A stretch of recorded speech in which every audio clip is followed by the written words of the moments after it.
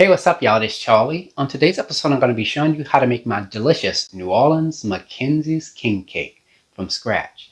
Now, this is a traditional king cake. It doesn't have any filling or cinnamon swirl or anything like that in there.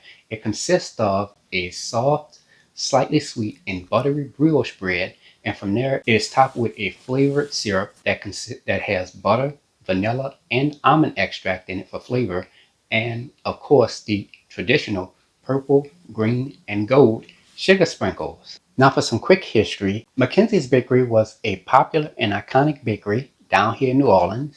McKenzie's Bakery was founded by Henry McKenzie, who started a bakery in 1924, but when that didn't work out, he partnered with a guy named Daniel Entringer, hope I pronounced that right, and from there, Entringer ended up buying out McKenzie. He kept the McKenzie name while expanding the bakery to over 50 locations across the New Orleans area. They were known for their delicious blackout cakes, turtles, buttermilk drops, and of course, their classic traditional king cakes. Unfortunately, due to declining sales and competition, McKenzie's Bakery closed in 2000. Now, McKenzie's Bakery is not totally gone. Due to closing, Tasty Donuts, another popular iconic donut place, acquired some of the recipes through sale. There's a Tasty Donuts in Metairie, I think, that still sells the McKenzie's traditional king cake and the buttermilk drops, just to name a few. Now this is my version of the king cake. You can get about 18 to 20 or possibly more servings, all depending on how you slice it. It's the taste of McKenzie's New Orleans traditional king cake. Absolutely delicious. So without further ado, let's get started. Alright, here's all what you need to make your New Orleans McKenzie's traditional king cake. Let's get started with our ingredients. You'll need some bread flour and all-purpose flour. Now the reason why I'm using both is because when I used bread flour, I didn't like the flavor. And if I used all-purpose flour, I didn't like the texture. So I combined both to get the exact flavor and texture that I'm looking for. Now it is possible that you can use either the bread flour by itself or the all-purpose flour by itself, but make sure that you use it under your own discretion. Okay? All right, and along with that, you will need some sugar, salt. This is optional for this recipe. I'm explaining that in a minute. You will also need some instant yeast, salted or unsalted butter. So if you're using unsalted butter for this recipe, you will need the salt. If you're using salted butter, then you can omit the salt, okay? You will also need some whole milk at room temperature, large eggs at room temperature, vanilla extract, butter extract, almond extract. Now the almond extract is optional for this recipe, okay? And lastly, you will need some purple, green, and gold sugar sprinkles.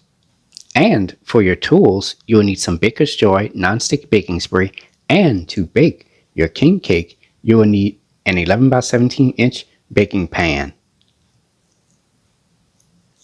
And there we have it. All right, let's get straight to it. We're going to get started with our dry ingredients first. So in our stand mixer bowl, add 1 3/4 cups of bread flour, 1 3/4 cups of all-purpose flour. So that's 3 1/2 cups of flour total that we're adding. 1/3 cup of sugar, 2 1/2 teaspoons of instant yeast, and 1/4 teaspoon of salt. Stir all your ingredients together. Now for our wet ingredients, in a separate medium-sized bowl, add 1 1/4 cups of warm whole milk. The temperature of the milk should be about 115 degrees Fahrenheit. 1 stick of melted salted butter. You can also use unsalted as well. 2 large eggs at room temperature. 2 egg yolks at room temperature.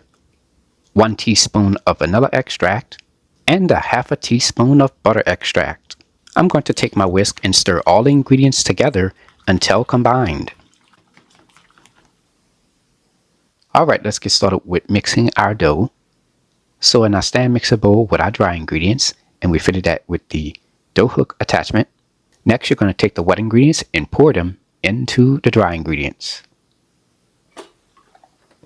Mix this on a medium-low speed or according to your stand mixer's instructions on mixing doughs for about 4 to 5 minutes. Alright? And as you can see, when I touch the dough with my fingers, the dough sticks to my fingers. That is normal. Let the dough sit in a stand mixer bowl for about 1 to 2 minutes. And after about 1 to 2 minutes, when I touch the dough with my fingers, it doesn't stick anymore. That's what we're looking for. Lightly flour the surface of your table. Add the dough on top of the table. Sprinkle some flour on top of the dough, just a light sprinkle. Next, you're going to knead the dough for 1 minute. If the dough turns out sticky at any point, just take some of the flour from the surface of the table and incorporate it into the dough.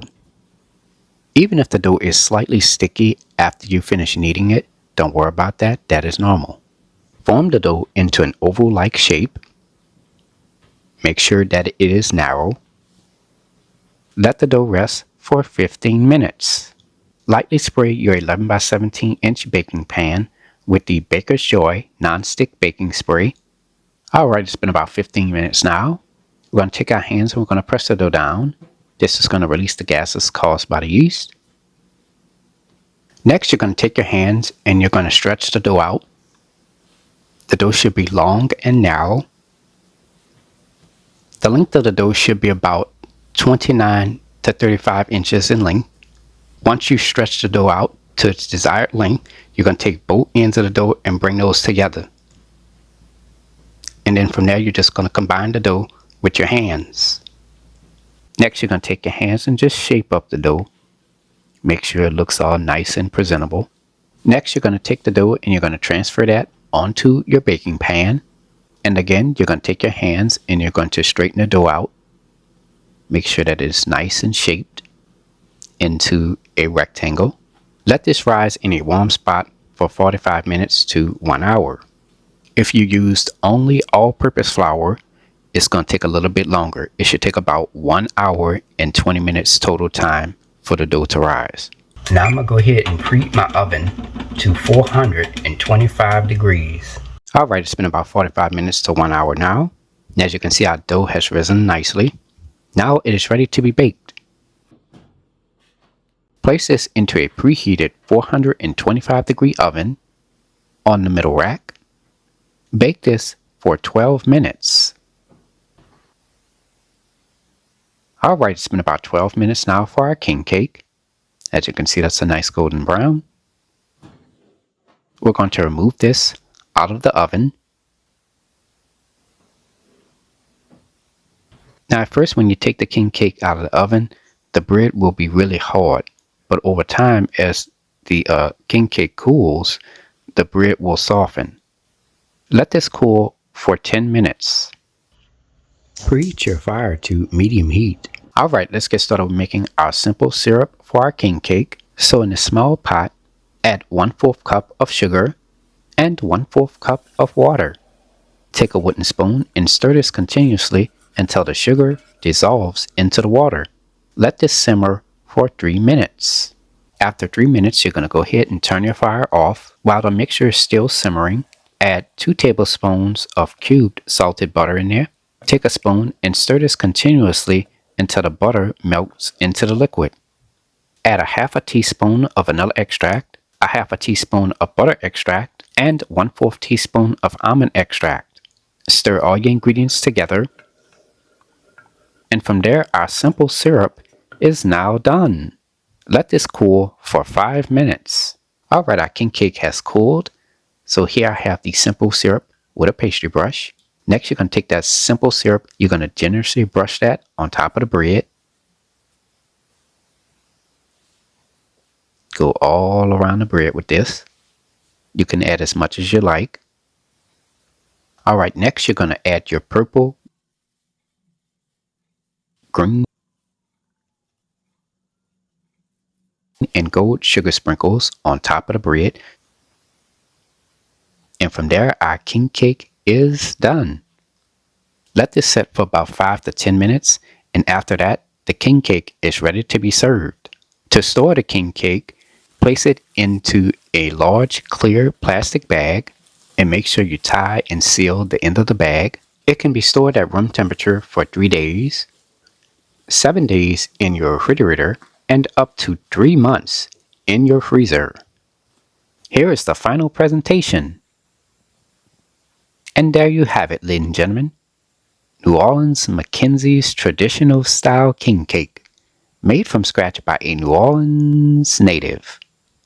If you like my channel, hit the subscribe button. Hit the bell button if you want to be notified of my videos. I have an official website for all of my recipes, including this delicious king cake. Go to www.charliethecookandrews.com. You can also find me on Facebook, Instagram, and on Twitter under the name Charlie the Cook Andrews. Stay tuned as Charlie's Taste Test is coming up next. Can't wait. Now it's time to go eat and take a bite. Now look at how soft that is. Look at that. It goes nothing.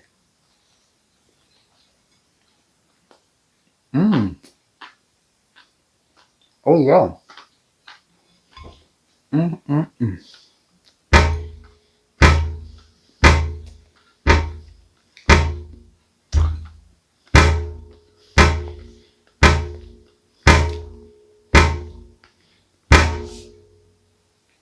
It's pretty good. Now, this king cake has a wonderful flavor, especially from the brioche bread with the butter, and it's slightly sweet, and it has that nice little crust on top from the sugar topping. Now, I just want to let y'all know, now this is not a, oh my goodness, this king cake is so moist. That's not what this is.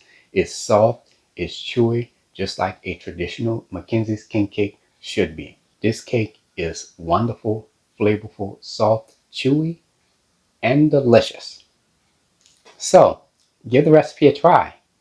Anyways, I hope you all enjoyed the video. Thank you so much for watching. And until next time, have a good one.